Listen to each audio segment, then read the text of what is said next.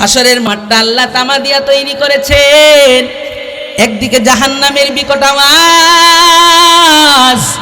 অপরদিকে আল্লাহ তাআলার কহারিয়তের আওয়াজ, চতুর্দিকে শুধু ভয়ঙ্কর আওয়াজ আর আওয়াজ। বাঁচার কোনো উপায় নাই। গোটা হাসরের মাঠে মানুষগুলা পাগলের মতো হয়ে যাচ্ছে। কিতাবের মধ্যে লিখে ওই বড়লোক স্বপ্নে দেখতেছে যে অবস্থা বড় ভয়াবহ, বাঁচার কোনো উপায় নাই। সবগুলা মানুষ জাহান্নাম থেকে বাঁচার জন্য সামন দিকে পাগলের মতো দৌড়াচ্ছে, দৌড়াচ্ছে আর দৌড়াচ্ছে, দৌড়াচ্ছে আর দৌড়াচ্ছে। ইয়া নাফসি ইয়া নাফসি, বাঁচার কোনো উপায় নাই। ওই বড়লোক দৌড়াইতে দৌড়াইতে দৌড়াইতে দৌড়াইতে অনেক দূর সামনে যাইয়া দেখে দুইটা ঘর দেখা যায়। একটা ঘর হলো স্বর্ণের তৈরি, আর একটা ঘর হলো রূপার তৈরি। ওই বড়লোক চিন্তা করতেছে ওই জাহান্নামের আযাব থেকে বাঁচার জন্য, হাসরের ময়দানের ভয়াবহতা থেকে বাঁচার জন্য একমাত্র মাধ্যম হলো এই ঘর। যদি এই ঘরের ভিতরে ঢুকতে পারি তাই তো বাঁচতে পারবো, নয়তো বাঁচতে পারবো না। কিতাবের মধ্যে লিখে ওই বড়লোক মুসলমান তখন ওই ঘরের সামনে দৌড়াইয়া যাওয়ার পর তাকাইয়া দেখে ওই ঘরের দরওয়াজায় দুইজন ফেরেশতা বসা। স্বর্ণের ঘরের সামনে এক ফেরেশতা, রূপের ঘরের সামনে আরেক ফেরেশতা। যাইয়া বলে, ভাই হাসরের ময়দানের অবস্থা বহু ভয়াবহ অবস্থা, বাঁচার কোনো উপায় নাই, আমাকে একটু বাঁচা দেন, এই ঘরের ভিতরে আমাকে একটু ঢুকবার সুযোগ করে দেন। কিতাবের মধ্যে লিখে ওই বড়লোক যখন ফেরেশতার কাছে যাইয়া এই কথা বলল, ফেরেশতা বলে, এই ঘর তো তোমার জন্য না, এই ঘর তো আল্লাহ তোমার জন্য বানাই নাই। বলে, কার জন্য? বলে, এই ঘর হলো ওই ব্যক্তির জন্য যে দুনিয়াতে গরিবের পাশে দাঁড়াইছে। এই ঘর হলো ওই ব্যক্তির জন্য যে দুনিয়াতে অসহায়দের পাশে দাঁড়াইছে। এই ঘর হলো ওই ব্যক্তির জন্য যে দুনিয়ায় কুরআনের প্রতিষ্ঠান জিন্দা রাখার জন্য প্রতিষ্ঠানের পাশে ছিল। এই ঘর হলো ওই ব্যক্তির জন্য যেই ব্যক্তি দুনিয়াতে মসজিদের মধ্যে দান করত, মসজিদের পাশে ছিল। এই ঘর আল্লাহ তোমার জন্য বানাই নাই। তখন দেখে অবস্থা বড় খারাপ। হঠাৎ করে বড়লোকের ঘুম ভেঙে গেল। ঘুম ভেঙে যাওয়ার পরে ঘুম থেকে উঠে পকেট ভর্তি করে টাকা নিয়ে গরিবের বাড়িতে দৌড়, গরিবের বাড়িতে দৌড়। কিতাবের মধ্যে লিখে ওই গরিবের বাড়িতে যাওয়ার পরে গরিব বলে, এখন তো আর আমার টাকার প্রয়োজন না, আমার টাকার যে প্রয়োজন ছিল এই প্রয়োজন তো আমার ফুরিয়ে গেছে, এখন আর আমার প্রয়োজন নেই। বলে, তোমাকে টাকার ব্যবস্থা কে করে দিছে? বলে, ওই পাড়ার একজন বিধর্মী। এখন বড়লোক মুসলমান টাকা নিয়ে ওই বিধর্মীর বাসায় যায়। ওই বিধর্মীর বাসায় যাওয়ার পরে বড়লোক মুসলমান ওই বিধর্মীকে যাইয়া বলে, বলে আমাদের এলাকার গরিব মুসলমানের টাকা কি তুমি ব্যবস্থা কইরা দিছিলানি? বলে, হ্যাঁ হ্যাঁ আমি দিছিলাম। বলে, কত টাকা দিছো? তোমার যত টাকা লাগে তুমি আমার থেকে নিয়ে নাও। তখন ওই বিধর্মী বলে, বড়লোক জীবনে চান্স বারবার আসে না। চান্স আসে কয়বার? একবার। চান্স বারবার আসে না। এই তুমি যে আমারে বিধর্মী কও, এখন আর আমি বিধর্মী নাই। তুমি জান্নাতের লোভে পড়ে এখন আমার কাছে আসছো, আমি এটাও জানি। বড়লোক বলে, তুমি কেমনে জানলা? বলে, আমি আর এখন বিধর্মী নাই রে। গতকালকে রাতের বেলা আমি যখন ঘুমাইলাম, ঘুমের মধ্যে তাকাইয়া দেখি আমার ঘরে একজন পাগড়িওয়ালা হাজির, সুন্দর নুরানি চেহারা বিশিষ্ট। উনি আইসা আমাকে আমার হাতের মধ্যে, উনার হাতের উপরে আমার হাতটা রাইখা আমাকে বলতেছে, তুই আমার উম্মতের একজন গরিবের পাশে দাঁড়াইছো, আমার আল্লাহ আমার নিকট মেসেজ পাঠাইয়া দিছে, তোকে আর বিধর্মী রাখা যাবে না। আমার আল্লাহ বলছে আমি যেন আইসা তোকে কালিমা পড়াইয়া মুসলমান বানাইয়া দিয়া যাই। এখন আর আমি বিধর্মী নাই রে। গতকালকে রাতের বেলা মদিনার নবী আমার ঘরে আসছিল। মদিনার নবী আমার ঘরে আইসা তার নুরানি হাতের মধ্যে আমার হাতটা রাইখা মদিনার নবীর পবিত্র জবান দিয়া কালিমার দাওয়াত দিয়া ওই কালিমা আমার মুখে স্বীকার করাইয়া আমাকে মুসলমান বানাইয়া তারপরে মদিনার নবী আমাকে জান্নাতের গ্যারান্টি দিয়া তারপরে আমার ঘর থেকে গেছে। दुनिया की सदाकत में तेरा नाम रहेगा, दुनिया की सदाकत में तेरा नाम रहेगा, सिद्दीक तेरा नाम से इस्लाम रहेगा, सिद्दीक तेरा नाम से इस्लाम रहेगा, दुनिया की अदालत में तेरा नाम रहेगा, दुनिया की अदालत में तेरा नाम रहेगा, फारूक तेरा नाम से इस्लाम रहेगा, फारूक तेरा नाम से इस्लाम रहेगा। दुनिया की शुजाअत में तेरा नाम रखे, दुनिया की सखावत में तेरा नाम रहेगा, दुनिया की सखावत में तेरा नाम रहेगा। उस्मान तेरा नाम से इस्लाम रहेगा, उस्मान तेरा नाम से इस्लाम रहेगा। दुनिया की शुजाअत में तेरा नाम रहेगा, दुनिया की शुजाअत में तेरा नाम रहेगा। हैदर तेरा नाम से इस्लाम रहेगा, हैदर तेरा नाम से इस्लाम रहेगा। আল্লাহ রসুল একদিন আবু হুরাইরারে বলছে যে আবু হুরাইরা, তুমি নিজে কোরআন শিখো এবং মানুষকে কোরআন শিখাও। কতদিন করবা? বলে যতদিন না মৃত্যু তোমাকে স্পর্শ করে। সুবহানাল্লাহ। বলছে নবী যদি করি কি হবে?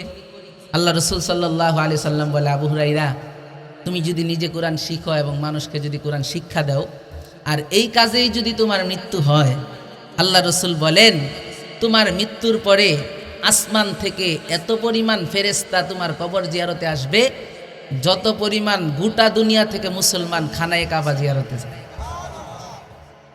আরো জোরে পড়েন সুবহানাল্লাহ। সুবহান না পড়লে লাভ কি? লাভ না খাস্তা কেমন লাভ? হাদিসের মধ্যে আছে, মান ক্বালা সুবহানাল্লাহি ওয়া বিহামদিহি উরিসাত লাহু নাখলাতুন ফিল জান্নাহ। জমিনের ভিতরে যদি কোনো বান্দা একবার রবের নামের তাসবিহ পড়ে, রবের পবিত্রতার ঘোষণা দেয়, আমার আল্লাহ বলেন সাথে সাথে আমার রব তার নামে জান্নাতের ভিতরে একটা চারা রোপণ করে দেয়। নবী বলছে এই কথা। একবার যদি কেউ জমিনে সুবহানাল্লাহ পড়ে, সাথে সাথে আল্লাহ জান্নাতে একটা গাছ লাগায়। ছোটখাটো গাছ না, আল্লাহ রসুল বলছে এমন গাছ যেই গাছ জান্নাতের দ্রুতগামী ঘোড়া দিয়া ওই গাছের ছায়া শেষ করতে জান্নাতের দিনে 100 বছর লাগে। অথচ জান্নাতের একদিন দুনিয়ার কয়দিনের সমান? কুরআনের মধ্যে আছে খামসিনা আলফা সানা, মিকদারুহু খামসিনা আলফা সানা। আল্লাহ বলছেন যে জান্নাতের একদিন দুনিয়ার 50,000 বছরের সমান। আদম নবী থেকে আজ পর্যন্ত দুনিয়ার বয়স হয়েছে 7,000 বছর। কত বছর? 7,500 বছর। আর জান্নাতের একদিন দুনিয়ার 50,000 বছরের সমান। সুবহানাল্লাহ। আমার আল্লাহর রসুল বলছেন একবার সুবহানাল্লাহ পড়লে এমন একটা গাছ আল্লাহ তার নামে জান্নাতে রোপণ করে, যেই গাছটার ছায়া শেষ করতেই জান্নাতের দ্রুতগামী ঘোড়া দিয়ে 100 বছর লাগে। দুনিয়ার দিনে না, কোথাকার দিনের? জান্নাতের দিনের 100 বছর লাগে। সুবহানাল্লাহ। এই জন্য সুবহানাল্লাহর আওয়াজ যদি বলি দিতে, জোর আওয়াজে দিবেন, ঠিক আছে না ইনশাআল্লাহ? তাইলে আল্লাহর রসুল বলেন যে আবু হুরাইরা তুমি নিজে কোরআন শিখো এবং মানুষকে শিখাও। কতদিন করবা? বলে যতদিন না মৃত্যু তোমাকে স্পর্শ করে। রসুল যদি করি তো কি হবে? বলে যদি তুমি এই কাজ নিজে করো এবং মানুষকে করাও, অর্থাৎ তুমি নিজে যদি কোরআন পড়ো আর মানুষকে যদি কোরআন শিক্ষা দাও, আর এই কাজ করতে করতে যদি তোমার মৃত্যু হয়, আমার নবী বলেন এত পরিমাণ ফেরেশতা আল্লাহ আসমান থেকে তোমার কবর জিয়ারতে পাঠাবে, যত পরিমাণ মুমিন ব্যক্তিরা গোটা দুনিয়া থেকে খানায়ে কাবার জিয়ারতে যায়। তাইলে এই হাদিসও সাক্ষ্য দেয় যে পৃথিবীতে সর্বশ্রেষ্ঠ প্রতিষ্ঠানের নাম কি? মাদ্রাসা। অথচ একটা সময় আমাদের বাংলাদেশে এরকম ছিল, যারা বলতো ক্ষমতার চেয়ারে বসে, যাদেরকে আমরা বুদ্ধিজীবী বলতাম, তারা এসি করা রুমের ভিতরে বৈশা বৈশা টকশুতে বৈশা বৈশা বলতো যে দেশের মাদ্রাসা নাকি জঙ্গিবাদ শেখায়। কথা ঠিক নেই? বলতো নি? দাড়ি টুপি দেখলেই বলে যে, এখনো বলে, এখনো আছে, এখনো যে নাই এরকম না, এখনো আছে। টকশুতে বসে বসে বলে যে মাদ্রাসা নাকি জঙ্গিবাদ শিক্ষা দেয়। নাউজুবিল্লাহ পড়েন। সত্যের পক্ষে গান গাই বলে আমি বিদ্রোহী, সত্যের পক্ষে কথা বলি তাই আমি বিপ্লবী, ঠিক কিনা? সত্যের পক্ষে গান গাই বলে আমি বিদ্রোহী, সত্যের পক্ষে কথা বলি তাই আমি বিপ্লবী। কুরআনের কথা বলি তাই বলে আমাকে জঙ্গিবাদী, ঠিক কিনা? জিহাদের কথা বলি তাই বলে আমাকে জঙ্গিবাদী। কুরআনের কথা বলি তাই বলে আমাকে মৌলবাদী। জিহাদের কথা বলি তাই বলে আমাকে জঙ্গিবাদী। বিদ্রোহী বিপ্লবী মৌলবাদী কেন জঙ্গি আমি? বিদ্রোহী বিপ্লবী মৌলবাদী কেন জঙ্গি আমি, ঠিক কিনা? জন্মের পরে কানে আজান কি দেয়নি, তুমি মৌলবাদী ছাড়া হওনি। জন্মের পরে কানে আজান কি দেয়নি, তুমি মৌলবাদী ছাড়া হওনি। আবার মরণের পরে জানাজা পড়াবে, মরণের পরে জানাজা পড়াবে, তখন কোথায় পালিয়ে যাবি? বিদ্রোহী বিপ্লবী মৌলবাদী কেন জঙ্গি আমি, ঠিক না? কি মনে করে ওই হনুমান ধারি টুপি দেখলে বলে ওরা তালেবান, ঠিক না? আবার সিংহের চেয়েও বেশি ভয় পায়, সিংহের চেয়েও বেশি ভয় পায় মাথায় পাগড়ি দেখে যদি, ঠিক না? বিদ্রোহী বিপ্লবী মৌলবাদী কেন জঙ্গি আমি? বেহায়া নারীর ওই কেমন কথা, বুরকার কথা কইলে ওদের মাথা ব্যথা, ঠিক না? আবার পর্দার কথা যখন বলি, পর্দার কথা যখন বলি, তখন হয়ে যাই ফতুয়াবাদী। বিদ্রোহী বিপ্লবী মৌলবাদী কেন জঙ্গি আমি?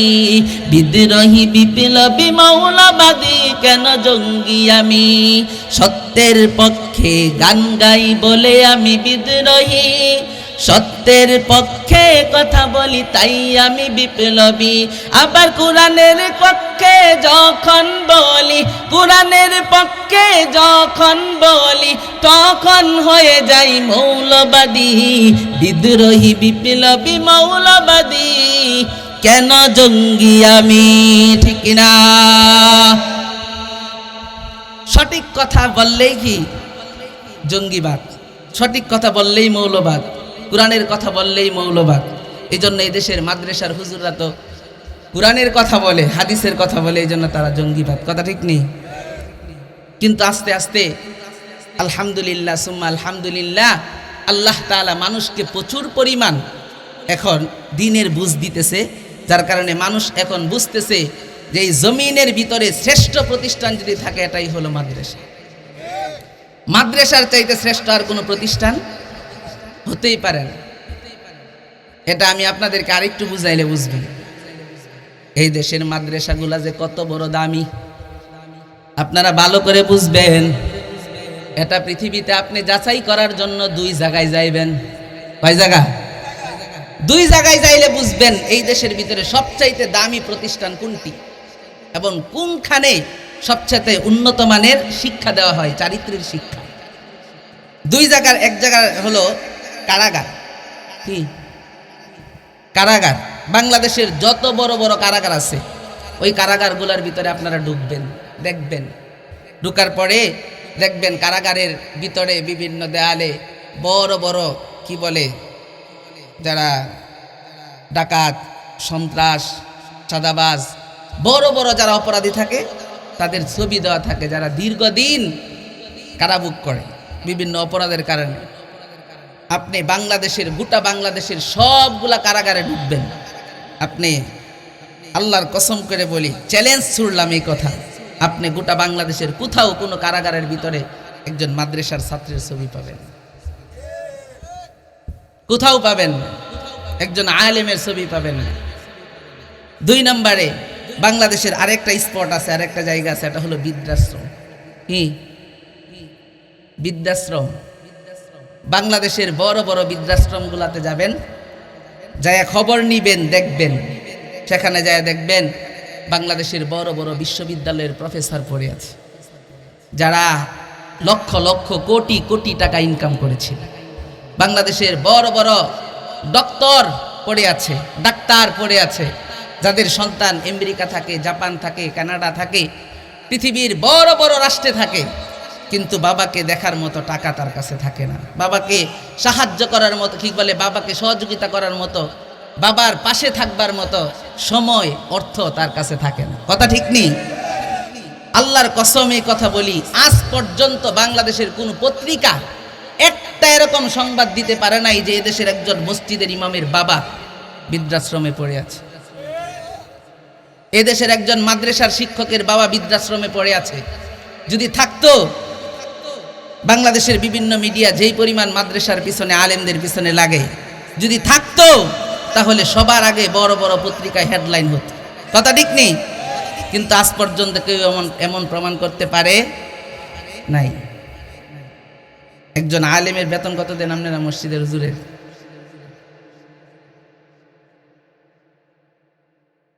যেই টাকা বেতন দেন এই টাকা দিয়ে নিজের পোশাক, খাবার দাবারের হওয়ার কথা না।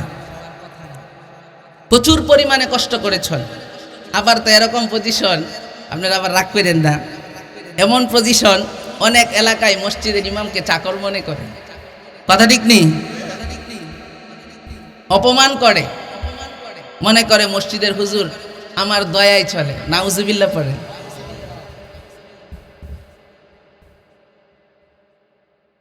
এই মসজিদে অল্প বেতনে থাইকাও আবার হুজুরে হক কথা কইতে যায়, কত মানুষের কত গালি শুনে। কিন্তু আসলে এই দায়িত্ব একমাত্র আল্লাহ দিয়েছে, রসুল দিয়েছে, এই জন্য বলতে হয়। গত সপ্তাহে আমার মসজিদে আমি আলোচনায় বলছিলাম, আল্লাহ রসুল মেরাজের যে সফর, আমার নবীকে আল্লাহ মেরাজ করাইছেন না? এটা কি উম্মতে মুহাম্মদের জন্য শ্রেষ্ঠত্বের কারণ না? আলহামদুলিল্লাহ পড়েন সবাই। মেরাজ এটা অত্যন্ত দামি, উম্মতে মুহাম্মাদের জন্য শ্রেষ্ঠত্বের কারণ হলো এটা। আমার নবীকে আল্লাহ তাআলা উনার কষ্ট, উনার দুঃখ দুর্দশা লাঘব করার জন্য, উনার অন্তর যেন তৃপ্ত হয়, উনি যেন পরিতৃপ্ত হতে পারে, উনি যেন একটু সুখ অনুভব করতে পারে, উনি যেন একটু শান্তিতে থাকতে পারে, একটু শান্তি অনুভব যেন অন্তরে করতে পারে, এই জন্য আল্লাহর রসুলকে আল্লাহ তাআলা কোথায় নিয়েছেন? মেরাজে নিয়েছেন। কথা ঠিক নেই? আল্লাহ রসুল সাল্লাল্লাহু আলাইহি ওয়াসাল্লামকে একটু সুখ অনুভব করার জন্য, দুঃখ দুর্দশা মুসিবত দূর করার জন্য আমার আল্লাহ কি করাইছেন? মেরাজ করাইছেন। এই মেরাজ উম্মতে মুহাম্মাদির জন্য অত্যন্ত দামি হওয়ার একটা কারণ, উম্মতে মুহাম্মাদির খুশনসিবের কারণ। সুবহানাল্লাহ। এই কত বছর আগে আল্লাহ রসুল সাল্লাল্লাহু আলাইহি ওয়াসাল্লামকে আল্লাহ তাআলা সপ্তম আসমানের উপরে নিছে, আরো উপরে নিছে, আরো উপরে নিছে। অথচ এত বছর পরেও বৈজ্ঞানিকরা তাদের বিজ্ঞানের মাধ্যমে সর্বোচ্চ কোথায় পর্যন্ত যেতে পারে? চাঁদের দেশ পর্যন্ত। কথা ঠিক নেই?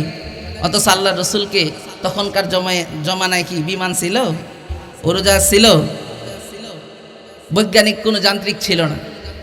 বৈজ্ঞানিক গো মহান গরু আঙ্গন বিজি, বৈজ্ঞানিক খান বালা মানুষ খুঁজা পাইবানি, ঠিক কিনা?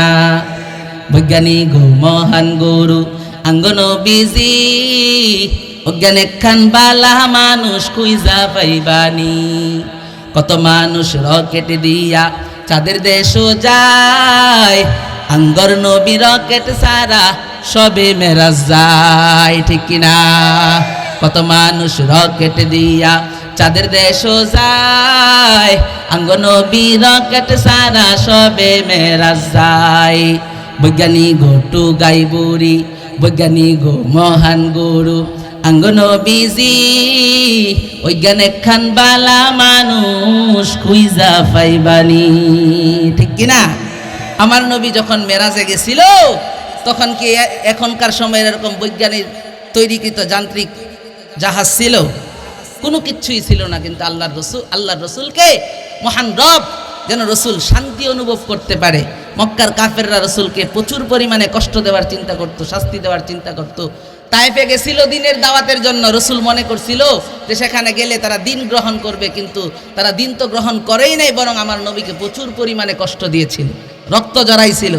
আমার নবী অত্যন্ত কষ্ট অনুভব করতেছিল।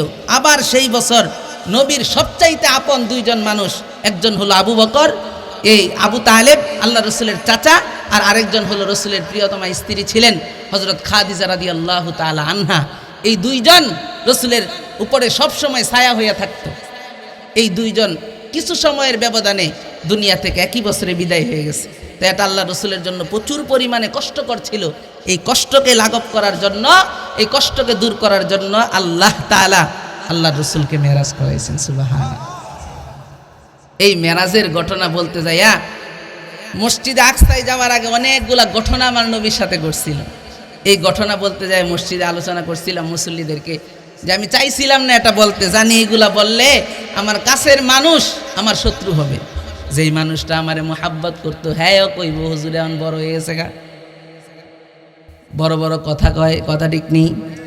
আমি চাইছিলাম না বলতে, কিন্তু হাদিসে যেহেতু ঘটনা আছে, এখন যদি আমি না বলি আখেরাতের ময়দানে আমার আল্লাহ আমাকে ধরবে,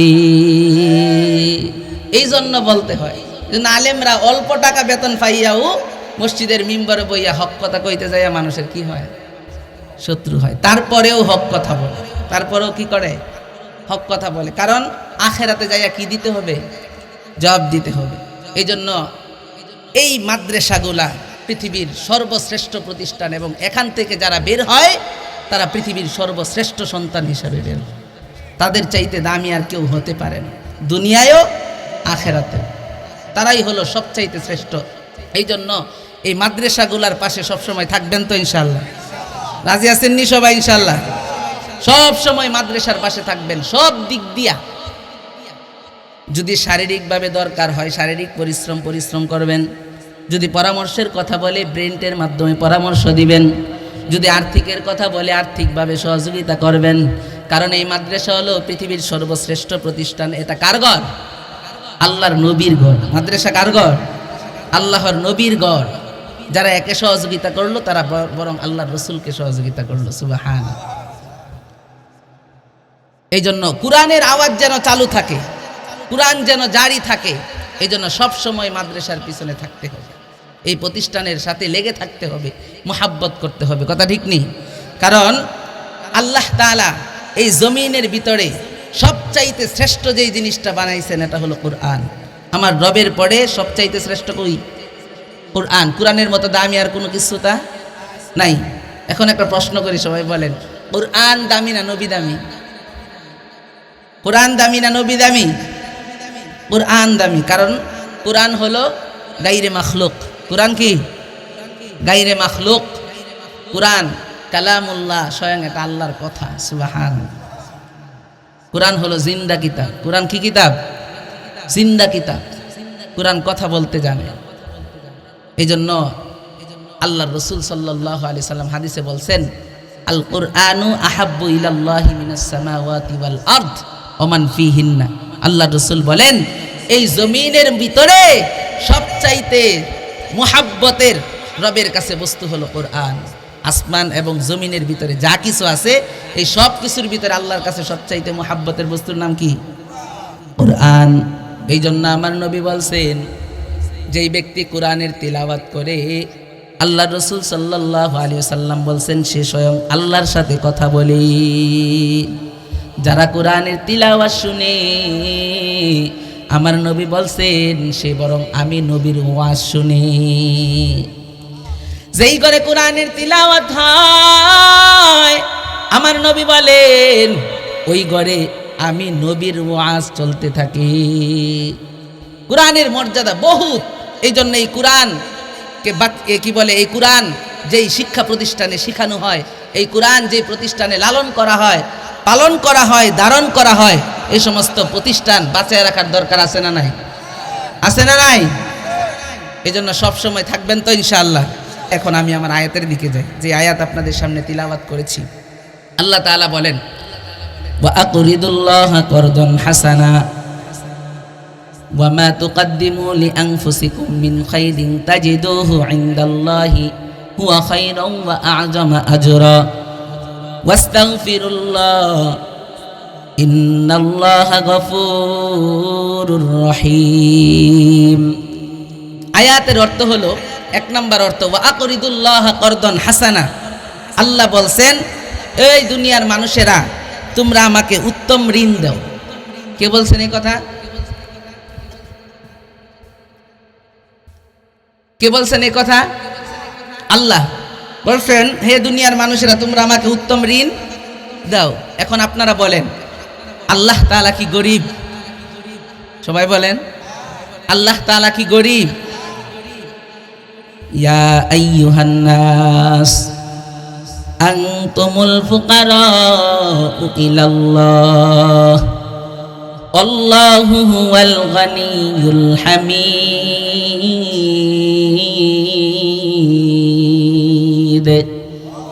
এই কালামে জিন্দা কুরআনে হাকিম হিকমতে উলা ইয়াজালাস্তু কদিম জামিউল ইলমি ফিল কুরআনে হাকিম তাকাসার আনহু আফআমুর রিজালিন।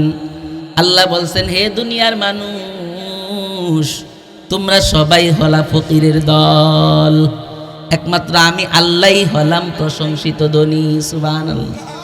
এই আয়াতে কারিমায় আল্লাহ বলছেন দুনিয়ার মানুষকে যে তোমরা সবাই হলা ফকির, একমাত্র প্রশংসিত ধনী হলাম আমি আল্লাহ। সবাই জুড়ে বলেন, একমাত্র প্রশংসিত ধনী হলাম আমি আল্লাহ। আল্লাহই একমাত্র প্রশংসিত ধনী। আর আল্লাহ আয়াতে বুঝাইছেন যে দুনিয়ার সব মানুষ ফকির। এখন আপনি বলবেন, কই হুজুর, দুনিয়ার মধ্যে তো মানুষের প্রচুর পরিমাণে অর্থ সম্পদ আছে, টাকা পয়সা আছে, তো এরা ফকির কেমনে? আপনি যদি আমাদের পুরা চরালিয়া ইউনিয়নের ভিতরে রিসার্চ করেন, দেখবেন রিসার্চের মাধ্যমে সবচাইতে বড় লোক টাকাওয়ালা যেই ব্যক্তি, এই সবচাইতে বড় লোক যেই ব্যক্তি, ওই ব্যক্তিকে যদি আপনি হাসনাবাদে নিয়ে যান, সেখানে দেখবেন এমন এমন টাকাওয়ালা আছে, পয়সাওয়ালা আছে, সম্পদওয়ালা আছে। গোটা বাগাইকান্দির সবচাইতে বড় লোক ব্যক্তিটা হাসনাবাদের বড় লোকদের নিকট তার কোনো ভ্যালু নাই, আসেনি? আবার গোটা হাসনাবাদের যত বড় লোক আছে, সব বড় লোকদেরকে একত্রিত করে যখন আপনি তাদের মধ্যে রিসার্চ করে পাইবেন সবচাইতে বড় লোক যেই ব্যক্তি, এই ব্যক্তিটাকে যখন আপনি নরসিংদীতে নিয়ে যাইবেন, সেখানে যাইয়া দেখবেন সবচাইতে রায়পুরার ভিতরে সবচাইতে বড় লোক ব্যক্তিটাও নরসিংদীর বড় লোকদের কাছে, সম্পদওয়ালাদের কাছে তার কোনো ভ্যালু নাই। আবার গোটা নরসিংদী জেলার যত বড় বড় ব্যক্তিত্ব আছে, তাদের ভিতরে সবচাইতে বড় লোক যারা নরসিংদী সদরের, তাদের মধ্য থেকে যখন আপনি একজনকে বের করে মাদব দিতে নিয়ে যাইবেন, দেখবেন মাদবদির পয়সাওয়ালার নিকট তার কোনো ভ্যালু নাই। আবার মাদবদির পয়সাওয়ালাদেরকে যখন ডাকাতে নিয়ে যাইবেন, দেখবেন ডাকাতে যাইয়া তাদের কোনো ভ্যালু নাই। কথা ঠিক নেই? আবার গোটা বাংলাদেশের যত ধনী আছে, টাকাওয়ালা আছে, সম্পদওয়ালা আছে, সব সম্পদওয়ালাদেরকে যদি একত্রিত করে আপনি ভারতে যান, সেখানের যে টাকাওয়ালা সম্পদওয়ালা তাদের কাছে নেওয়ার পরে আপনি দেখবেন বাংলাদেশের এত বড় বড় লোক, এত সম্পদওয়ালা, এত টাকার মালিক, কিন্তু ভারতের পয়সাওয়ালার নিকট, সম্পদওয়ালার নিকট তার কোনো ভ্যালু নাই। আবার গোটা এশিয়ার যত বড় বড় বড় লোক আছে, তাদের মধ্যে থেকে সবচাইতে ধনী ব্যক্তিটাকে যদি আপনি আমেরিকাতে নিয়ে যান, সেখানে যাইয়া দেখবেন এশিয়ার সবচাইতে বড় লোক ব্যক্তিটাও আমেরিকার টাকাওয়ালাদের কাছে তার কোনো ভ্যালু নাই। কথা ঠিক নেই? এরকম ভাবে গোটা দুনিয়ার যত বড় লোক আছে, সব বড় লোকের সবচাইতে বড় লোক যেই ব্যক্তি, তাকেও যদি আমার রবের মহান ভান্ডারের কাছে নিতে চান আর হিসাব লাগাইতে চান, দেখবেন আমার মালিক এত বড় দামি যে তার আমার রবের ভান্ডারের কাছে কোনো ভ্যালু নেই। কথা ঠিক নেই? কারণ দুনিয়ার মানুষ যেই যত বড় লোক হোক, সে মুখাপেক্ষী, কিন্তু আমার আল্লাহ কারো মুখাপেক্ষী না। দুনিয়ার সব মানুষ মুখাপেক্ষী, কিন্তু আমার আল্লাহ কারো নিকট। মানুষ গরিব হইলে তার চাহিদা কম থাকে, বড় লোক হইলে চাহিদা বড়। গরিব মানুষের সমস্যার সমাধান 500 টাকা নোটেই যথেষ্ট, খুশি খুশি। আর বড় লোকের 5 কোটি টাকা দিয়াও হয় না। কথা ঠিক নেই? গরিবের সমস্যার সমাধান 500 দিয়েই খুশি, চলবো, আর লাগতো না, আলহামদুলিল্লাহ। কিন্তু বড় লোকের 5 কোটি দিয়াও হয় না, পেট ভরে না। তাদের পেট ভরাইবে আলহাকুমুত তাকাসুর হাত্তা যুরতুমুল মাকাবির, একমাত্র কবরের মাটি তাদের পেট ভরাতে সক্ষম, ঠিক কিনা বলেন? এই জন্য আল্লাহ এই দিক দিয়া লক্ষ্য করে, যেহেতু আমার আল্লাহ মুখাপেক্ষী না, আর দুনিয়ার যেই যত বড় টাকাওয়ালাই হোক সবাই হলো মুখাপেক্ষী। এই জন্য আল্লাহ বলছেন, ইয়া আইয়ুহান নাস আনতুমুল ফুকারাউ ইলাল্লাহ আল্লাহু হুয়াল গানিয়ুল হামিদ। এই জন্য আল্লাহ লক্ষ্য করে বলছেন, গোটা দুনিয়ার মানুষরা হলো ফকির, একমাত্র প্রশংসিত ধনী হলেন আমার আল্লাহ সুবহানাল্লাহ। ওই আল্লাহ যিনি প্রশংসিত ধনী, একটু উপরে তুলে দিয়েছেন, যিনি প্রশংসিত ধনী, উনি বলতেছেন এই কথা যে ওয়াকরিদুল্লাহ করদন হাসানা, হে দুনিয়ার মানুষেরা তোমরা আমাকে উত্তম ঋণ দাও। তাইলে আল্লাহ তো প্রশংসিত ধনী, আল্লাহর ঋণের কি দরকার? কথা ঠিক নি বলেন? যাই প্রশংসিত ধনী হয় তার ঋণ নেওয়ার দরকার আছে? যাই প্রশংসিত ধনী হয় তার ঋণ নেওয়ার দরকার আছে? না, তার তো ঋণ নেওয়ার দরকার নেই। হ্যাঁ, প্রশংসিত ধনী যেই ব্যক্তি, প্রশংসিত ধনী যেই, তার ঋণের কোনো প্রয়োজন পড়ে না। তারপরও আল্লাহ ঋণের কথা বলছেন কেন? মুফাসসিরিনে কেরাম লিখেছেন, আল্লাহ তাআলা নিজের জন্য ঋণ চান না। আমার আল্লাহ যারা সমাজের ভিতরে গরিব আছে, অসহায় আছে, অসহায়ত্বের জীবনযাপন যারা করে, কষ্ট করে যারা তাদের জীবনযাপন পার করে, তাদের জন্য ঋণ চায়। আমার আল্লাহ দ্বীনের যে প্রতিষ্ঠানগুলো আছে, মাদ্রাসার জন্য ঋণ চায়। আমার আল্লাহ মসজিদের জন্য ঋণ চায়। প্রত্যেক ভালো কাজের জন্য আমার আল্লাহ দুনিয়ার মানুষের কাছে ঋণ চায়। আল্লাহ বলে, বান্দা যদি ঋণ দাও কি হবে? কি হবে? আমার আল্লাহ বলেন, ও দুনিয়ার মানুষেরা, তোমরা যদি আমি আল্লাহকে ঋণ দাও, এই ঋণটাকে আমি আল্লাহর চাইতে হাজারো গুণ উত্তম বানাইয়া, দামি বানাইয়া, তারপরে আমি আল্লাহ এমন এক দিনে তোমাদেরকে দান করব, যেই দিন তোমার বাবা তোমাকে চিনবে না, তোমার মা তোমাকে চিনবে না, তোমার ভাই, তোমার বোন, তোমার কলিজার টুকরা সন্তান তোমার পরিচয় নিবে না। এই বান্দারা, আমাকে যদি ঋণ দাও, এই ঋণকে আমি আল্লাহ এর চাইতে আরো হাজার গুণ বেশি উত্তম বানাইয়া, আরো বড় বানাইয়া, ওয়া আযমা আজরা, আরো দামি বানাইয়া, এর চাইতে প্রচুর পরিমাণে বাড়াইয়া আমি তোমাদেরকে দান করব। সুবহানাল্লাহ। শুধু দানই করব না, আল্লাহ বলেন আমি তোমাদের জীবনের সমস্ত গুনাহ মাফ করে দিব। এই জন্য হাসরের ময়দানে অনেক সময় এরকম দেখা যাবে, আল্লাহ একজন বান্দাকে ধরে বলবেন, এই আমার বান্দা, দুনিয়ায় থাকতে কতদিন তোর কাছে আমি গেলাম, কিন্তু তুই আমারে কিছুই দিলি না। বান্দা বলবে, আল্লাহ আমি তো কোনোদিন আমার দরওয়াজায় তোমাকে পাই নাই। আল্লাহ তখন বলবে, আমার একদিন টাকার প্রয়োজন ছিল, তোর কাছে গেছি, তুই আমারে দেও নাই। কথা ঠিক নেই? বান্দা বলবে, আল্লাহ কই, আমি তো আমার জীবদ্দশায় কোনোদিন তোমারে পাই নাই। আল্লাহ বলবে, না না, আমি গিয়েছিলাম, তুই দাও নাই। তোর কাছে যাওয়ার পরে তুই বলছো আমার কাছে নাই, অথচ আমি পরে খবর লইয়া জানলাম গোটা সমাজের মানুষকে সুদের উপরে টাকা তুই দেও। কথা ঠিক নেই? এমনি টাকা চাইলে, দাঁড় নিতে চাইলে, যাইলে যদি বলেন কিছু টাকা আমাকে দাঁড় দেন, দেখবেন পয়সাওয়ালা বলে টাকা নাই। অথচ পরে খবর নিয়ে জানা যায় সমাজের যত মানুষ সুদের উপরে ব্যবসা চালায়, সব ব্যবসার মূল হোতা সেই। অথচ আবার নিজেকে বড় দামি মুসলমান দাবি করে। আসেনি এমন মুসলমান সমাজে? তুমি সুদের টাকায় প্রাসাদ গড়ো, ঘুষ ছাড়ো না, দিন দুঃখী না খেয়ে মরে, খবর রাখো না, ঠিক না? তুমি সুদের টাকায় প্রাসাদ গড়ো, ঘুষ ছাড়ো না, দিন দুঃখী না খেয়ে মরে, খবর রাখো না। তুমি বিজাতীয়, তুমি সুদ খেয়েও বিচার করো সাজিয়া প্রদান। তুমি কেমন মুসলমান, কেমন মুসলমান, তুমি কেমন মুসলমান? সবাই বলেন আমার সাথে, কেমন মুসলমান তুমি, কেমন মুসলমান তুমি? নামাজের সাথে নাই পরিচয়, মানো না কুরআন তুমি।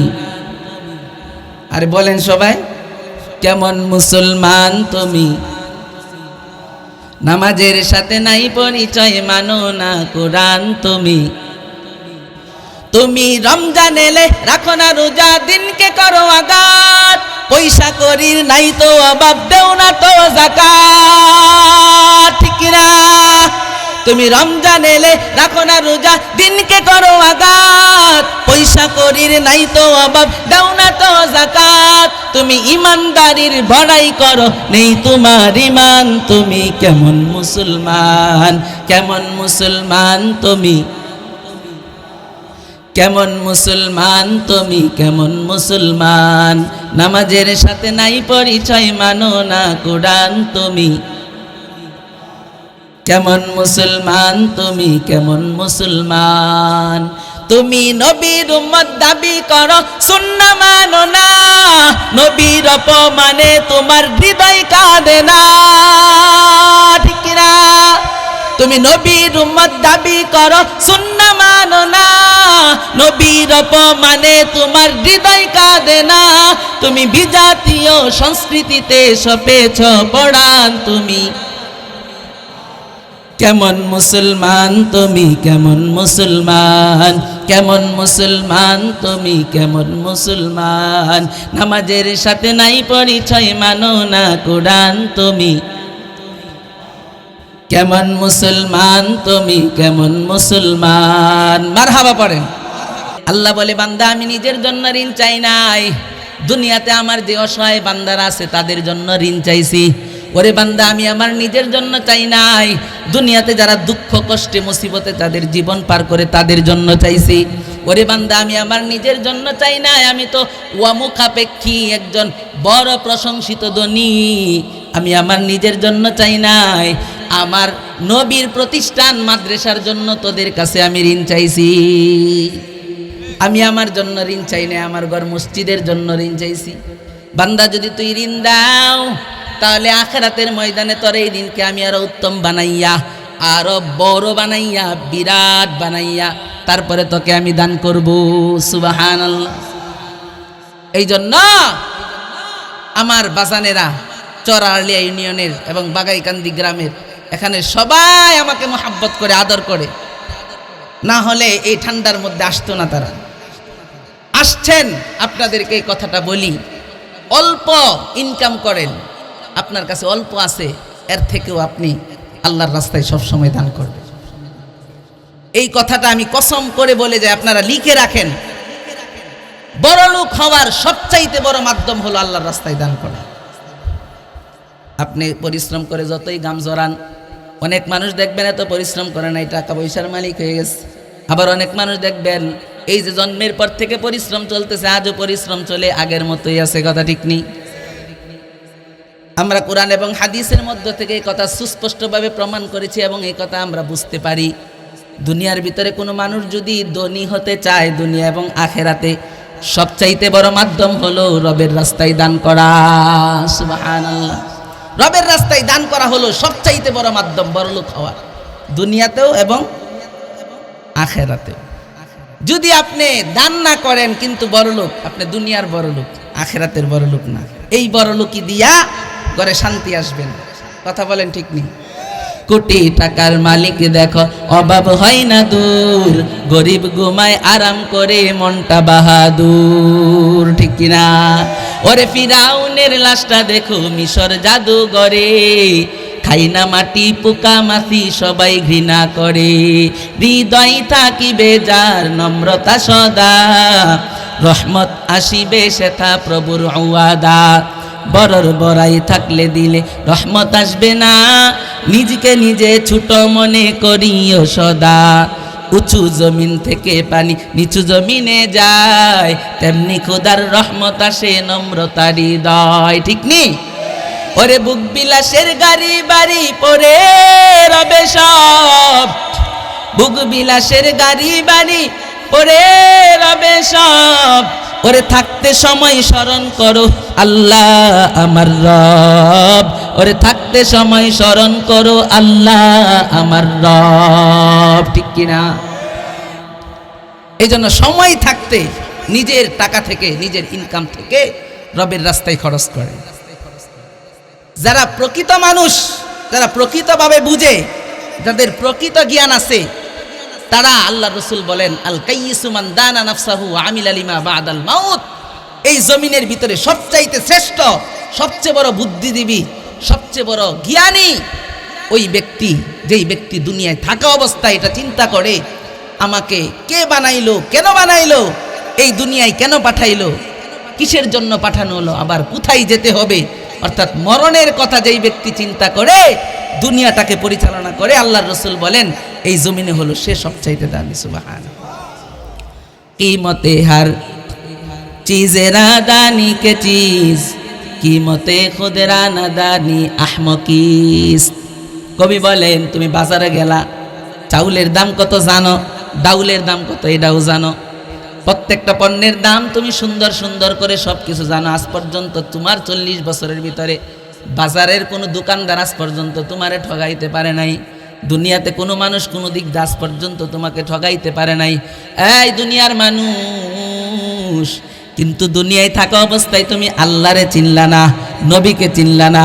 কেন দুনিয়ায় এই কথা একবারও চিন্তা করলা না? কোথায় যেতে হবে এই কথা একবারও চিন্তা করলা না? আমার কবি বলেন যে দুনিয়াতে আজ পর্যন্ত কেউ তোমাকে ঠগাইতে পারে নাই, তারপরেও তুমি প্রকৃত জ্ঞানী না। তোমার চাইতে বড় জ্ঞানী হলো যে মৃত্যুর কথা স্মরণ করে আর দুনিয়াতে রবের সন্তুষ্টি অনুযায়ী চলে। সে হলো সবচাইতে বড় জ্ঞানী, যে দুনিয়াতে রবকে সন্তুষ্ট করে চলে। রব যেমন চায় এমন ভাবে সে যেই ব্যক্তি জীবন যাপন করে, কবি বলেন সে হলো ওই ব্যক্তির চাইতে বড় জ্ঞানী যাকে আজ পর্যন্ত দুনিয়ার কেউ ঠগাইতে পারে না। কিন্তু আমরা কি বলি? হুজুররা ব্যাকল হয়, হুজুররা ব্যাকল, কারণ এরা মানুষকে ঠগাইতে পারে না। ব্যবসায়ী তার ব্যবসার কাজে একজনরে ঠগাই যায়, মনে করে এই লাভবান। একটা কথা মনে রাখবেন, দুনিয়ায় আপনি ঠকস দেন তো আখেরাতে জিতছেন, আর দুনিয়াতে যদি 1 টাকাও কাউরে ঠগান তো আপনি হেরে গেলেন। কারণ জ্ঞানী ব্যক্তিরা এটা চিন্তা করে, দুনিয়াতে এই দুনিয়া তো চিরস্থায়ী না। ডক্টর জাকির নায়েককে একজন একটা প্রশ্ন করছিল, অনেকে হয়তো জানেন, যে আপনারা যে এত আখেরাতের কথা বলেন, এত আল্লাহর কথা বলেন, এত কোরআন হাদিসের কথা বলেন, কোনো ব্যক্তি যদি দুনিয়াতে আল্লাহকে মানতে যাইয়া হারামের উপরে না চলে, কোরআনের কথা শুনতে যাইয়া অবৈধ পথে না চলে, অত্যন্ত কষ্ট করছে। মানুষ গান থেকে মজা নেয় কিন্তু সে গানের অনুষ্ঠানে যায় না। মানুষ হারাম থেকে ভালোভাবে চলে কিন্তু সে হারাম খায় না, কষ্ট করে চলে। ওই ব্যক্তিটা যে সারা জনম আল্লাহকে মানলো, নবীকে মানলো, কোরআন মানলো, হাদিস মানলো, ওই ব্যক্তিরা যদি দুনিয়াতে এত কষ্টের জীবন যাপন করার পরে যদি আখেরাতে কবরে যাইয়া দেখে যে আখেরাত বলতে কোনো কিছু তা নাই, তো হ্যাঁ কি পরিমাণ লস। ডক্টর জাকির নায়েককে একজনই প্রশ্ন করছে। তখন ডক্টর জাকির নায়েক তাকে উত্তর দিছে, অনেকে হয়তো জানে, তারপরও আমি বলতেছি কথার পরিপ্রেক্ষিতে, যে বলছে যে যেই ব্যক্তি দুনিয়াতে আল্লাহরে মানছে, কোরআন মানছে, হাদিস মানছে, সব কিছু মেনে চইলা কষ্ট কইরা দুনিয়ার জীবন পার হইয়া গেছে, ওই ব্যক্তিও কবরে গেল। আর যেই ব্যক্তি আল্লাহকে মানলো না, যেই ব্যক্তি কোরআনকে মানলো না, যেই ব্যক্তি হাদিস মানলো না, যেই ব্যক্তি রসুলের সুন্নাহ অনুসরণ করলো না, সে তার মন গড়া জীবন যাপন করলো। ওই ব্যক্তিও দুনিয়া থেকে যাওয়ার পরে, দুইজন ব্যক্তি একত্রিত হওয়ার পরে যদি দেখে যে দুনিয়াতে আমরা যেই কথা বলছিলাম যে আখেরাত বলতে কোনো কিছু আছে, আল্লাহ জিজ্ঞাসা করবে, আল্লাহর কাঠগড়ায় দাঁড়াতে হবে, তখন কি হবে? যেই ব্যক্তি দুনিয়া কাটাইলো কষ্ট করে, ওই ব্যক্তির তো দুনিয়া শেষ, কষ্ট শেষ। এখন আখেরাতে যাইয়া যদি দেখে, কবরে যাইয়া যদি দেখে আখেরাত বলতে কোনো কিছু নাই, তারপরে কি আর কোনো কষ্ট আছে? কথা বলেন। দুনিয়াতে আপনি আল্লাহরে মানলেন, আল্লাহ বলছে সুদ খাইস না, আপনি সুদ খান নাই। আল্লাহ বলছে নামাজ পড়ো, আপনি নামাজ পড়ছেন। এই ঠান্ডার দিনে ফজরের নামাজ ঠান্ডা পানি দিয়ে ওযু বানাইয়া আপনি ফজরের সিজদাতে গেলেন রবের কুদরতের পায়ে। আরেকজন আরামে ঘুমাইলো। এই দুই ব্যক্তি যখন আখেরাতে গেল, একজনের কষ্ট হইল কারণ সে ঘুমের মধ্যে প্রচণ্ড ঘুম, আরামের ঘুম রাইখাছে, ফজরের নামাজ পড়ছে, আরেকজন ঘুমিয়েছিল। দুনো ব্যক্তি যাওয়ার পরে যেই ব্যক্তি কষ্ট করলো, ওই ব্যক্তি যদি কবরে গেল, যাওয়ার পরে দেখলো আখেরাত বলতে কোনো কিছু নাই, তারপরে কি তার আর কোনো কষ্ট আছে? কিন্তু যেই ব্যক্তি কষ্ট করে নাই দুনিয়াতে, সেই যদি যাইয়া দেখে যে কবরে 40,000 বছর কষ্টের জায়গা, কবর থেকে উঠার পরে হাজারো কোটি মিলিয়ন ট্রিলিয়ন বছর যার শুরু আছে কোনো শেষ নাই, আল্লাহর কাঠগড়ায় দাঁড়াতে হবে, জাহান্নামের আগুনে পুড়তে হবে, তখন কি হবে? বুঝলেননি কথা? যেই রাতের বেলা পেট ভরে খাবার খায় তারও কি হয়? বুড় হয়। যেই ব্যক্তি রাতের বেলা পেট ভরে খাবার খাইতে পারে না, ক্ষুধার্ত অবস্থায় রাত কাটায়, তারও কি হয়? বুড় হয়। যেই জেলে কাটায় তারও বুড় হয়। যেই ব্যক্তি রাজপ্রাসাদের ভিতরে, এয়ার কন্ডিশনের ভিতরে চূড়ান্ত পর্যায়ের আরামে সুখ নেয়, তারও বুড় হয়। কথা ঠিক নেই? দুনো ব্যক্তির রাত আর দিনের পরিবর্তনের মাধ্যমে যখন একসময় জিন্দিগির হায়াত শেষ হয়ে যাবে, শেষ হওয়ার পরে যে সুখ করলো তারও জিন্দিগি শেষ হলো, যে দুঃখ করলো তারও জিন্দিগি শেষ হলো।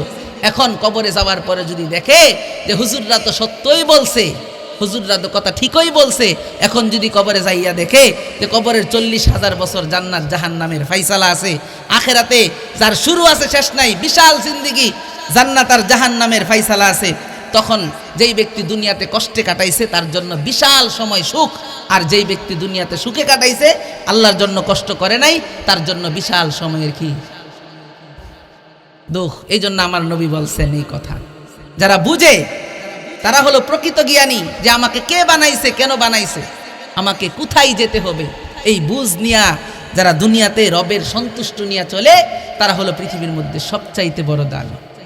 এই জন্য দুনিয়াদারেরা আলেমদেরকে বোকা বলে, হুজুরদেরকে বোকা বলে। কথা ঠিক নেই? হুজুররার কথা মানতে চায় না, হুজুররার কথা কি করতে চায় না, মানতে চায় না। আলহামদুলিল্লাহ, এখন অনেক মানুষের দ্বীনি বুঝ হয়েছে, তারা আলেমদের কথা নেয় এবং সেটা পালন এবং লালন করার চেষ্টা করে। ঠিক কিনা? আলেমদেরকে মানুষ, অনেক মানুষ আছে বিশেষ করে নেতা ফেতা যারা হিসাবই করে না। কথা ঠিক নেই? আমাদের হুজুররা, আমি যে সময় বুখারী পড়ি, দাওরা পড়ি শেখারচর মাদ্রাসায়, আমাদের তিরমিজি শরীফ যে হুজুর পড়াইতেন, উনি একদিন একটা ঘটনা শুনাইছে। বলে এক বিলের মধ্যে, এক বিলে এক লোক গেছে মাছ ধরার জন্য। মাছ ধরতে যাইয়া যখন সে তার বড়শির মধ্যে আদার লাগাইয়া বিলের মধ্যে ফালাইছে, পানির মধ্যে ফালানোর পরে তার বড়শিতে যে আদার, এই আদারের গ্রানে গোটা বিল মুখরিত হয়ে গেছে। গোটা বিল মুখরিত হওয়ার পরে বিলের ভিতরে যতগুলা মাছ আছে সবগুলা মাছের নাকের মধ্যে গ্রান চলে গেছে। একটা আরেকটার সাথে প্রতিযোগিতা, কে কার আগে যাইবো, আদার খাইবো, মজার খাবার স্বাদ অনুভব করব, পেট ভরবে আবার স্বাদ অনুভব করবে। গোটা বিলের মধ্যে যখন গ্রানের ছোঁয়া ছড়ায় গেল, গোটা বিলের ভিতরে যত মাছ আছে, একটা মাছ আর একটা মাছের সাথে প্রতিযোগিতা করে করে সামন দিকে আগাইতেছে মাছ আদার ভক্ষণ করার জন্য, স্বাদ অনুভব করার জন্য। তখন এই বিলের ভিতরে একটা সবচাইতে বড় মাছ ছিল, এই মাছটা হলো কাতল মাছ। কি মাছ? এই কাতল মাছ তার লেজের বাড়িতে, লেজের আগাতে পানিটাকে বিশাল একটা ঘোলা করে ফেলছে, আর সবগুলা মাছকে সংবাদ জানাই দিছে যে তোদের কোনো পাওয়ার না, এখানে সর্বোচ্চ পাওয়ার হলো আমার, আমি যাইব এবং আমি খাইব, তোদের কোনো চান্স নাই। ওই কাতল মাছ রওনা হয়েছে আদারের স্বাদ নেওয়ার জন্য, খাবারের স্বাদ নেওয়ার জন্য, খাবার ভক্ষণ করার জন্য। অনেক দূর সামনে অগ্রসর হওয়ার পর ছোট্ট এক পুঁটি মাছ ওই কাতল মাছের সামনে দাঁড়াইছে। দাঁড়ায় বলে, ও বস সাহেব, কাতল মাছ আমাদের নেতা, আপনি আর সামন দিকে আগায়েন না। বলে কেন আগাবো না? বলে আপনি যে এটার স্বাদ অনুভব করার জন্য যাইতেছেন, এটা মূলত স্বাদ অনুভব করার না, এটা আপনাকে একটা লোভ দেওয়া হয়েছে, প্রলোভন দেওয়া হয়েছে।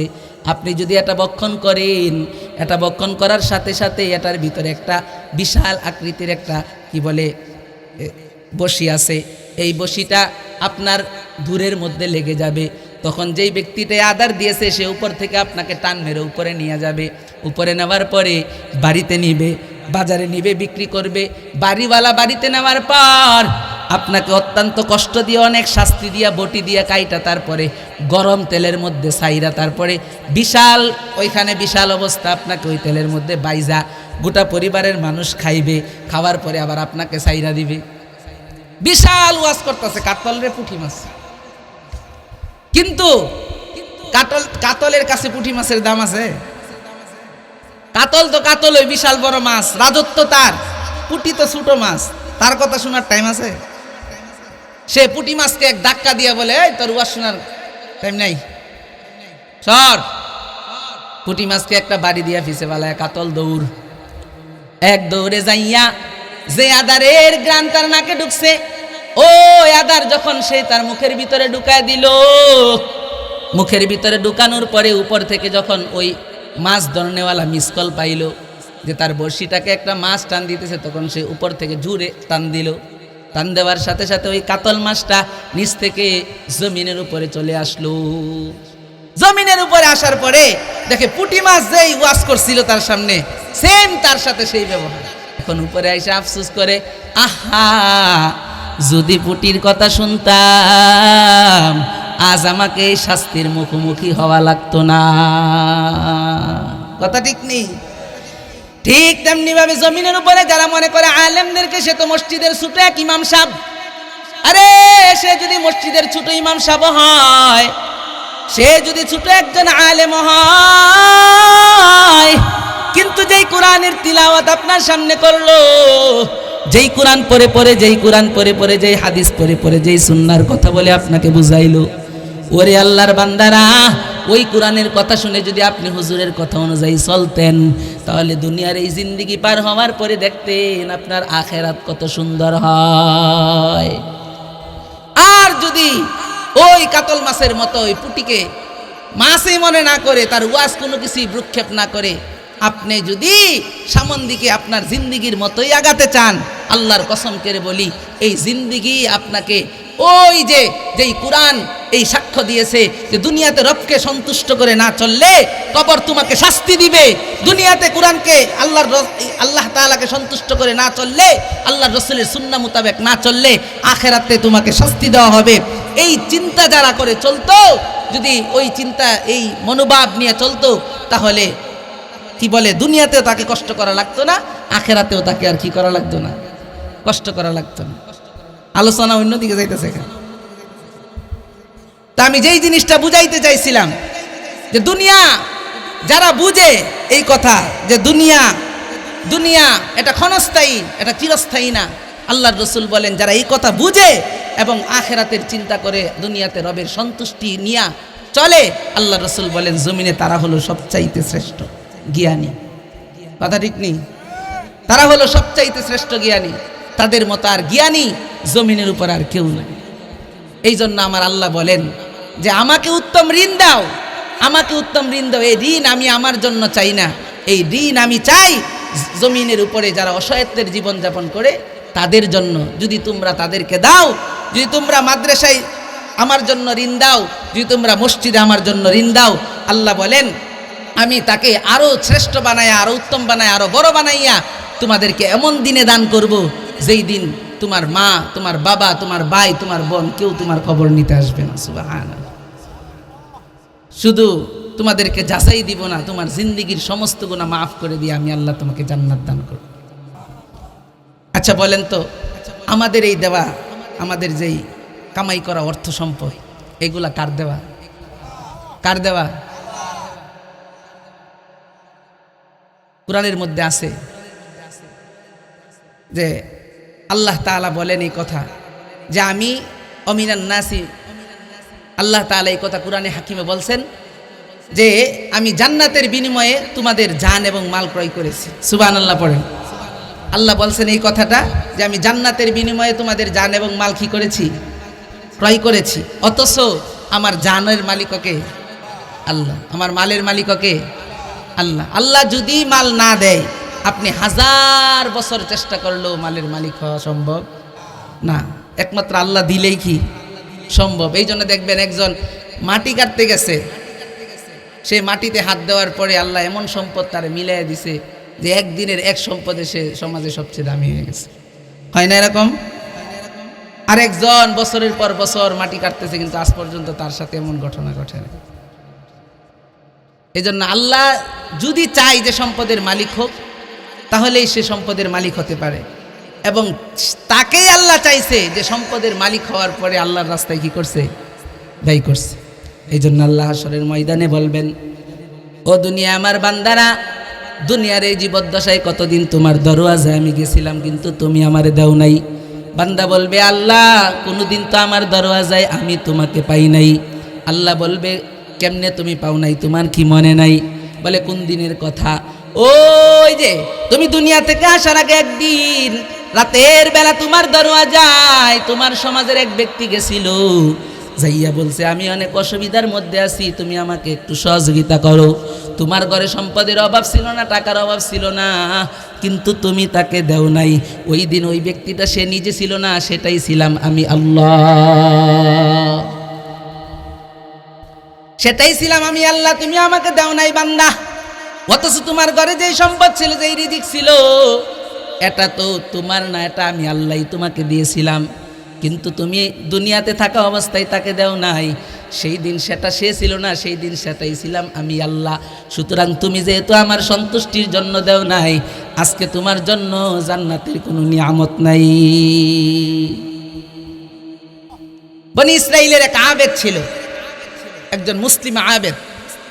বনি ইসরাইলের এক আবেদ ছিল, সে একদিন তার সপরিবারে রোজা রাখছে। রোজা রাখার পরে ঘরের ভিতরে কোনো খাবার নাই, কোনো খাবারের আয়োজন নাই। ওই আল্লাহর বান্দা, কিতাবের মধ্যে আমরা পড়েছি সে নিজেও রোজা রেখেছিল, তার স্ত্রীও রোজা রেখেছিল, তার ঘরে 2টা সন্তান ছিল, সন্তানগুলোও রোজা রাখছিল, সপরিবারে রোজা রাখছে। সকালবেলা সে ঘর থেকে কাজের জন্য বের হয়েছে, কিন্তু সারাদিন কষ্ট করছে। কষ্ট করার পরেও সে রিজিক মিলাইতে পারে নাই, সারাদিন ঘুরছে, কোনো জায়গায় কাম পায় না, কাম মিলে না। সন্ধ্যা হয়ে গেছে, সন্ধ্যা হয়ে যাওয়ার সময় হয়ে গেছে, সন্ধ্যা হয়ে যাবে যাবে ভাব। কিতাবের মধ্যে লিখে ওই আল্লাহর বান্দা বহু টেনশন করতেছে যে আমিও রোজা রাখলাম, আমার স্ত্রীও রোজা রাখলো, আমার কলিজার টুকরা সন্তানগুলাও রোজা রাখলো, কিন্তু ঘরের ভিতরে তো কোনো খাবার নাই। আমি আমার স্ত্রী তো ইচ্ছা করলে পানি দিয়েও ইফতার করতে পারবো, কিন্তু তারা কি দিয়ে ইফতার করবে? আমি যদি আমার সন্তানের সামনে খাবারের আয়োজন করতে না পারি, আমি যদি আমার মেয়ের সামনে খাবারের আয়োজন করতে না পারি, তাহলে আমি বাবা হিসাবে কিভাবে তাদের সামনে মুখ দেখাবো? এই টেনশনে ঘুরতেছে ঘুরতেছে সন্ধ্যা হয়ে যাবে। হঠাৎ করে মাথার মধ্যে একটা কি বলে খবর হলো যে আমার এলাকায় তো একজন মুসলিম বড়লোক ব্যক্তি আছে, তার নিকট আমি যাই, দেখি তার থেকে কিছু টাকা আনা যায় কিনা, পরের দিন কাজ করে তার টাকা পরিশোধ করে দিব। কিতাবের মধ্যে লিখে ওই গরিব মুসলমান ওই বড়লোকের দরওয়াজায় গেল। যাওয়ার পরে সম্পূর্ণ ঘটনা ওই বড়লোক মুসলমানের কাছে বলল। বড়লোক মুসলমানের কাছে বলার পরে বড়লোক মুসলমান বিভিন্ন অজুহাত দেখাইয়া বলে আমার ঘরে কোনো সম্পদ নাই, তোমাকে ব্যবস্থা করে দেওয়ার মতো আমার কোনো কিছু তাই নাই, আমি তোমাকে দিতে পারবো না, তুমি চলে যাও। কিতাবের মধ্যে লিখে ওই মুসলমানের চোখ দিয়ে পানি পড়তেছিল আর বলতেছিল ভাই তুমি আজকে একটু ব্যবস্থা করে দাও, আমি আগামীকাল তোমারটা পরিশোধ করে দিব। কিন্তু মুসলমান বড়লোক মুসলমান কোনোভাবেই রাজি না দিতে। একটা পর্যায়ে এমন হলো গরিব মুসলমান যখন আসতে চায় না, তখন তাকে গলা ধাক্কা দিয়া ঘর থেকে বের করে দিল। নাউজুবিল্লাহ। বের করে দেওয়ার পর গরিব মুসলমান রাস্তা দিয়া চলে, চক্ষু দিয়া পানি পড়ে আর মালিকের কাছে বলে মালিক এমন গরিব তুমি আমারে বানাইছো, ও আল্লাহ সপরিবারে রোজা রাখছি, কিন্তু সন্ধ্যার সময় আমি আমার স্ত্রী তো একটু পানি দিয়ে ইফতার করতে পারবো, তবে আল্লাহ তুমি এত গরিব বানাইছো, আমার কলিজার টুকরা সন্তানটার সামনে যে এক মুঠো খাবারের ব্যবস্থা করে দিবে এই ক্ষমতাটা আজকে আমার নাই। মালিক এখন আমি কি করব? এই রবের কাছে ফরিয়াদ করতেছে আর ওই বড়লোক মুসলমানের নামে অভিযোগ দিতেছে, আল্লাহ একজন বড়লোকের বাড়িতে গেছিলাম, তুমি তো সম্পূর্ণ ঘটনা দেখেছো, তোমার বান্দা আমাকে তো কিছুতাই দেয় নাই, বরং আরো অপমান করে গলা ধাক্কা দিয়া ঘর থেকে বের করে দিছে। এরকম আল্লাহর কাছে অভিযোগ দেয় আর সামন দিকে আগায়। কিতাবের মধ্যে লিখে বান্দা কান্না করতে করতে করতে করতে যখন কিছু দূর সামনে গেল, কিছু দূর সামনে যাওয়ার পরে একজন বিধর্মী, যার ভিতরে ইসলামের আলো ছিল না, দ্বীনের জ্ঞান ছিল না, ওই বিধর্মীর সাথে ওই গরিব মুসলমানের সাক্ষাৎ হয়ে গেল। সাক্ষাৎ হওয়ার পরে বলে ভাই এত তুমি কান্না করছো কেন, তোমার চক্ষু দিয়ে এত পানি পড়ছে কেন বলো? গরিব মুসলমান ওই বিধর্মীকে বলে তুমি বুঝবা না, তুমি চলে যাও। বলে আমি না বুঝলেও আমার কাছে বলো, দেখি তোমার সমস্যার কোনো সমাধান আমি করতে পারি কিনা। কিতাবের মধ্যে লিখে বড়লোক ওই গরিব মুসলমান তখন ওই বিধর্মীর কাছে বলতেছিল, ও বিধর্মী ভাই, ও ভাই, আমি আমার ধর্ম মোতাবেক সওয়াবের জন্য আজকে রোজা রাখছিলাম। আমি একা রোজা রাখি নাই, আমার স্ত্রীও রোজা রাখছে, আমার কন্যা সন্তানটাও রোজা রাখছে, আমার ছেলে সন্তানটাও রোজা রাখছে। কিন্তু আমার আল্লাহ আমাকে এত গরিব বানাইছে, আজকে যে আমি আমার সন্তানদের সামনে কিছু খাবারের ব্যবস্থা করে দিব, ইফতারের ব্যবস্থা করব, এতটুকু সামর্থ্য আজকে আমার কাছে নাই। একজন বড়লোকের বাড়িতে গেছিলাম, কিন্তু এই বড়লোক আমাকে তো দেয় নাই, বরং গলা ধাক্কা দিয়ে অপমান করে বের করে দিয়েছে।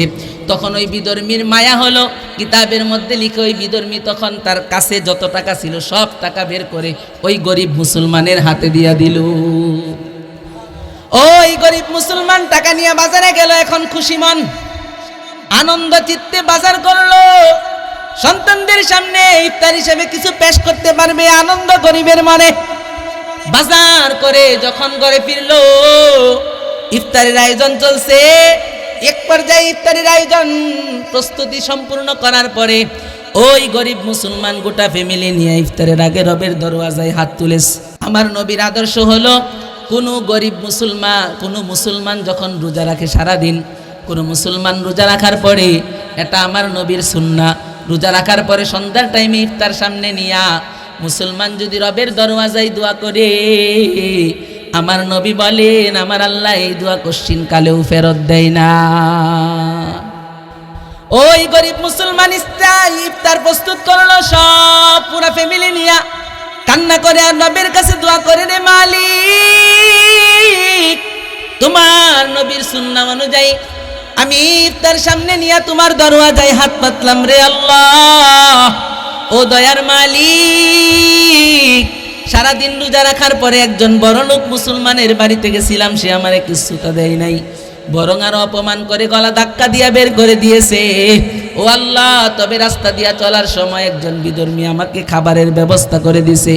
তোমার নবীর আদর্শ, তোমার নবী তো বলছে ইফতার নিয়ে কোনো মুসলমান যদি রবের সামনে দোয়া করতে থাকে, রব ওই দোয়া কোনোদিন ফেরত দেয় না।